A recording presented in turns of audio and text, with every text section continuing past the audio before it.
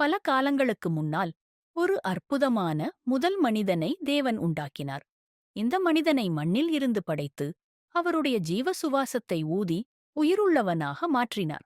அவனை அழகிய ஏதேன் தோட்டத்தில் வைத்தார்.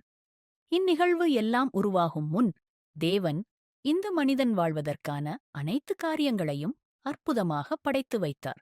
நாம் இப்பொழுது காண்கின்ற யாவும் உருவாகும் முன் தேவன் ஒருவரே இருந்தார்.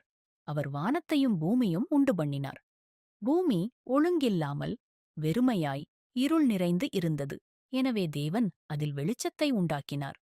வெளிச்சத்திற்கு பகல் என்றும் இருளுக்கு இரவு என்றும் பெயரிட்டார்.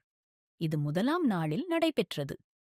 இரண்டாம் நாளில் ஆகாய விரிவு உண்டு செய்து அதற்கு வானம் என்று பெயரிட்டு கீழ் இருக்கும் ஜலத்திற்கும் மேலே இருக்கும் ஜலத்திற்கும் பிரிவு உண்டாக்கினார். பின்பு மூன்றாம் நாளில் வெட்டாந்தரை உண்டாக்கினார். அதற்கு பூமி என்றும் ஜலத்தையொரிடத்தில் சேர்த்து அதற்கு சமுத்திரம் எனவும் பெயரிட்டார். மேலும் புல், பூக்கள், புதர்கள் உண்டாகும்படி கட்டளையிட்டார். அதுவும் அப்படியே ஆயிற்று. நான்காம் நாள் சூரியன், சந்திரன், எண்ண முடியாத நட்சத்திரங்கள் மற்றும் சுடர்களையும் உண்டாக்கினார். ஐந்தாம் நாள் கடலில் வாழும் மீன்கள் மற்றும் பறவைகளையும் உண்டாக்கினார். ஆறாம் நாள் காட்டு மிருகங்களையும் நாட்டு மிருகங்களையும் ஊரும் பிராணிகளையும் உண்டாக்கினார். பின்புதான் ஒரு விசேஷமான காரியம் தேவன் செய்தார். அதுதான் மனிதனை உண்டாக்கினது.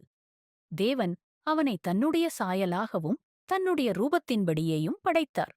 அவனுக்கு ஆதாம் என்று பெயரிட்டார். தேவன் ஆதாமிடம் தான் படைத்த சகல விருட்சத்தின் கனிகளையும் புசிக்கலாம், ஆனால் தோட்டத்தின் நடுவே உள்ள நன்மை தீமை அறியதக்க கனியை மட்டும் புசிக்கும் நாளிலே சாகவே சாவாய் என்று கூறினார்.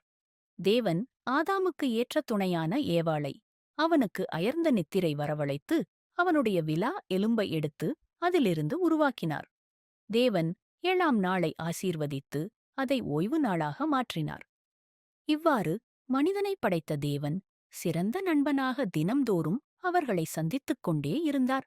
இன்று நம்மையும் நேசித்து சிறந்த நண்பராகவே அவர் நம்முடனே வாழ்கிறார்.